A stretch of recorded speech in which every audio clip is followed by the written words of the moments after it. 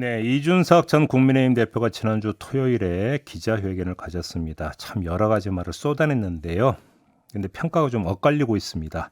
그래서 지금부터 차례로 두 분 연결해서 이에 대한 평가 좀 들어보도록 하겠습니다. 먼저 전 자유한국당 원내대표죠. 나경원 전 의원 전화로 만나보겠습니다. 나와 계시죠? 예, 예, 안녕하세요. 안녕하세요. 지나쳐도 많이 지나쳤다라고 평가를 하셨던데 왜 이렇게 평가를 하셨어요? 제가 일일이 뭐 이런 표현이 어떻다, 저런 표현이 어떻다라고 음, 말씀드리는 것조차도 음, 좀 부끄럽네요. 자꾸 저희 여당이 지금 음. 힘있게 일을 해도 모자랄 시간에 네. 우리가 당내 갈등으로 되게 뭐 라디오 인터뷰를 한다는 것 자체가 저는 사실은 좀 망설여지더라고요. 네. 그런데 국민 여러분들께서 잘 아실 것 같고요. 그래서 음, 당내에서는 일부 발언에 대해서 음, 망언이다 이런 이야기까지 나왔습니다. 굉장히 본인으로서는 또 억울한 점도 있고 화도 날 것입니다. 음, 그런데 정치인은 해야 될 말이 있고 하지 말아야 될 말이 있다고 생각을 합니다. 그래서 예, 어제의 전체적인 기자회견은 지나쳤다라는 생각이고요. 사실 지금 굉장히 나라가 어렵거든요. 음, 이제 저는 너무 안타까운 것이 정말 국민들께서 많은 힘을 주시고 당원들도 직이 있든 없든 묵묵하게 해서 정권을 교체했습니다. 음, 그리고 뭐 이 정권을 찍지 않았던 분들도 정권이 잘해주기를 바라실 겁니다. 예, 그것이 국민과 국가를 위한 일이니까요. 음, 그런데 뭐 이런 시기에 정부가 할 수 있는 일을 하나도 못하게 만들고 있는 형국이 되어서 너무 안타깝고 정말 그런 점에서 음, 통탄한다 이런 음. 생각이 들고요. 그러면 이 기자회견 음, 자체가 이른바 내부 총질에 해당한다 이렇게 보세요? 실질적으로 그렇죠. 음, 저는 음, 사실은 이 대표가 이러한 이제 뭐 윤리 징계를 받고 그럴 때 빨리 이제 이렇게 좀 내려놓고 물러나는 것이 맞겠다. 음, 이게 정치인이 나갈 때하고 물러날 때가 있는데 억울한 부분이 있더라도 오히려 형사적으로 본인이 준비를 하고 음, 어, 좀 내려놓고 잠시 쉬는 것이 오히려 더 큰 미래를 가져올 것이다. 왜냐하면 이준석 대표는 또 젊은 정치인 아니겠습니까? 예, 예, 미래가 많이 남아 있으니 음, 그렇게 하는 게 좋겠다라는 그런 공개적 조언도 했습니다. 네, 네, 그러니까 사실은 그때 좀 그렇게 했으면 어땠을까 하는 생각이 지금도 나고요. 음, 아시다시피 이 사건의 본질은 본인의 성비 사건을 무마하기 위해서 7억 투자 각서를 최측근이 작성을 음, 했다라는 거에서 시작이 된 거 네, 아닙니까? 네, 네, 윤리징계에서. 네, 그래서 뭐 본인이 그 과정에 대해서 여러 이야기를 할 수도 있지만 어쨌든 최측근이 가서 7억 투자각서를 썼다는 것 자체만으로도 음, 많은 부분을 우리가 유추할 수 있는 거 아니겠습니까? 네, 그렇다면 그때 딱 물러서고 음, 조금 기다리면 음, 오히려 기회가 올 텐데 하는 음. 그런 안타까움이고요. 그래서 제가 이제 그때 그런 공개 충고를 했는데 결국은 이런 모양으로 가니까 저도 기대를 접어야 되는 거 아닌가 이런 음. 생각을 했습니다. 그래서 근데 그때 이준석 대표 입장에서는 그냥 그렇게 징계를 받아들이고 조용히 있으면 그 자신을 향한 성비 사건이 사실임을 인정하는 것으로 비춰지는 것을 우려할 수도 있었던 거 아닐까요? 이 점은 어떻게 보세요? 저는 그래서 그거는 그러니까 정치적으로 싸울 것이 아니라 사법적으로 싸워야 음, 된다고 말씀을 드리고요. 예, 제가 거듭 말씀드리지만 음, 이제 지난 주말에 반미투쟁을 광화문에서 했습니다. 음, 뭐 북의 조선직업총동맹이라는 그런 뭐 단체가 보낸 연대사를 읽으면서 음, 사실은 이 반헌법적인 그런 투쟁, 반헌법적인 집회가 지금 이제 민노총이 해서 그 음, 집회가 열렸던데요. 전 나라가 굉장히 이제 정상화되고 잘못된 부분을 개혁해야 되는데 음. 이게 완전 나라가 거꾸로 가는 것 아닌가 네, 하면서 네. 통탄합니다. 네. 아무튼 그 지금 대표님의 말씀을 좀 종합 정리하면 좀 선당 후사의 어떤 모습을 보였어야 되는 거 아니냐 이런 아쉬움인 것 같은데 근데 이준석 대표는 선당 후사를 본인이 직접 거론하면서 이건 전체주의적 발상이다 이렇게도 반응하던데 이런 시각은 어떻게 평가를 하세요? 본인도 당대표 할 때 선당 후사의 정신으로 그 당시 무슨 토지 의혹이 있는 분들한테 다 물러나라 그러셨었죠. 탈당을 원의하셨나 뭐. 그런데 이제 이번엔 선당 후사라는 단어를 뭐 이리저리 말씀하시면서 유래를 이리저리 말씀하시면서 하셨는데요. 네. 저는 사실은 이게 선당후사 정도가 아니라요. 이 대표는 제가 이제 그동안 저도 말씀을 안 드렸는데 우리 다 조마조마했습니다. 대선 내내.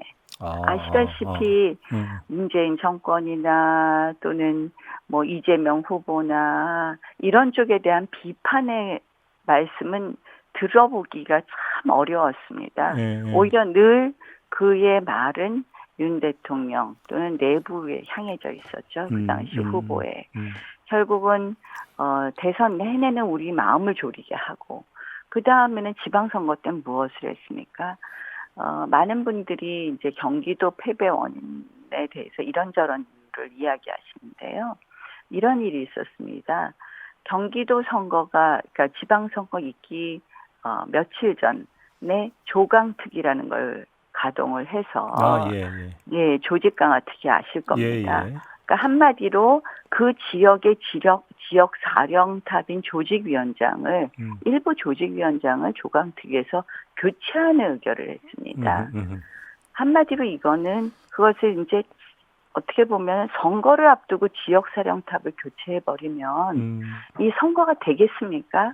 사실상 교체하는 그런 의결을 해서 정말 이 많은 어떻게 보면은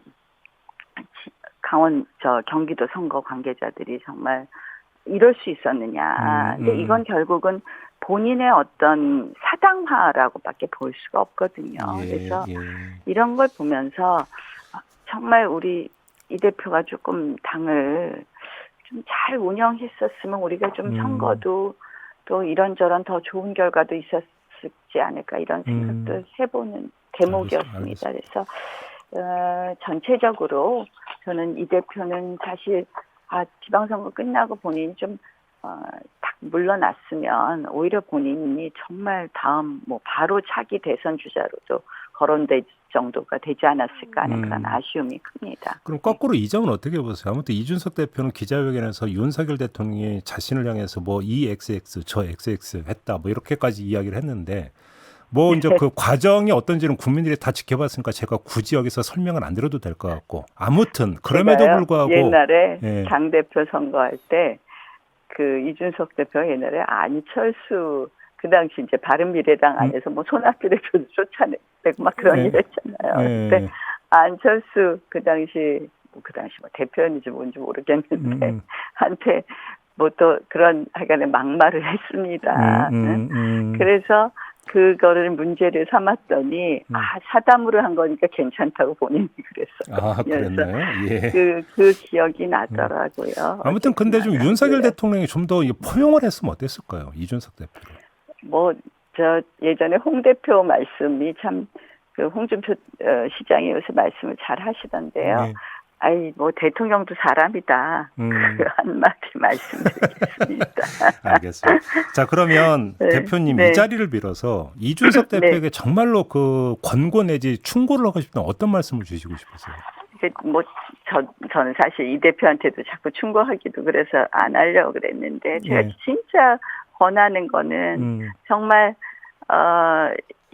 우리가 뭐 정치인이 지나다 보면 너무 억울하게 이야기를 듣기도 하고 그렇습니다. 근데 그럴 때일수록 조금 기다리면 다시 기회가 온다라는 말씀을 드리고 싶네요. 그러면 지금은 이제 조용히 한 발 물러서 있을 때다 이런 말씀이시고요. 네, 저도 뭐 사실 그런 적도 있고 했었는데요. 좀 물러서는 게 좋다라는 말씀을 드리고 어차피 지금 싶습니다. 가처분 신청은 내놓은 상태인데 만약에 받아들여지면 물러나고 싶어도 못 물러나는 거 아닙니까? 글쎄 뭐 좀 지켜보시죠. 저는 그렇게 인용 가능성이 높다고는 생각을 하지 않습니다. 네, 전직 판사시잖아요, 대표님.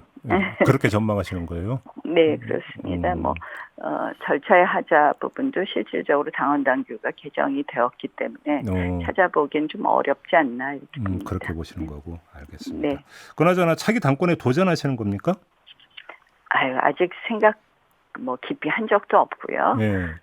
조금 당 상황이 저는 하고 싶다고 하는 게 아니고 또 하기 싫어도 하기 싫다고 또 안 하는 것도 아니더라고요. 그래서 당 상황이나 또 정말 우리가 시대에 필요한 지도자들이 있거든요. 예. 그래서 제가 뭐 꼭 지금 해야 되겠다 이런 생각 그렇게 크게 갖고 있지 않습니다. 근데 부르면 또 어쩔 수 없이 또 나갈 수밖에 없다 이런 말씀도 함께 깔고 계시는 것 같은데 말씀에 그렇지 않습니까? 뭐 저는 웬만하면 안 했으면 하고 있습니다. 아 웬만하면 뭐가 그렇게 네, 아니 그게 아니라 지금 뭐 제가 원외에도 있고요. 그래서 조금 조금 더 지켜보겠습니다. 알겠습니다. 상황을. 시간이 다 됐는데 짧게 윤석열 대통령 취임 100일이 이제 다가오지 않습니까?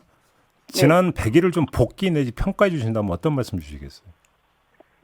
참 제가 이렇게 보니까 우리 국정 방향이나 대통령께서 생각하신 철학은 굉장히 옳더라고요. 네. 근데 그런 것이 이제 중요한 게 우리가 최근에 뭐 호우가 났을 때도 대심도 터널이 이미 다 뚫렸었으면 이런 것이 이런 정도로 범람하지는 않았을 것이다라는 이야기들도 했었는데 그래서 저는 뭐 지난번 다보스 포럼 가서도 그렇고 우리 국정 방향은 맞는데 지금 너무 그동안 어떻게 보면 이런저런 뭐 우리 여권 내부의 갈등이라든지 이런 것 등을 비롯해서 당이나 또는 대통령실이나 또는 정부에 다 리스크가 좀 있었습니다. 네. 하나씩 지금 이제 걷어내고 있는 와중에 오히려 이제 이준석 대표의 어제 이준석 대표 폭탄이 떨어졌는데요. 네.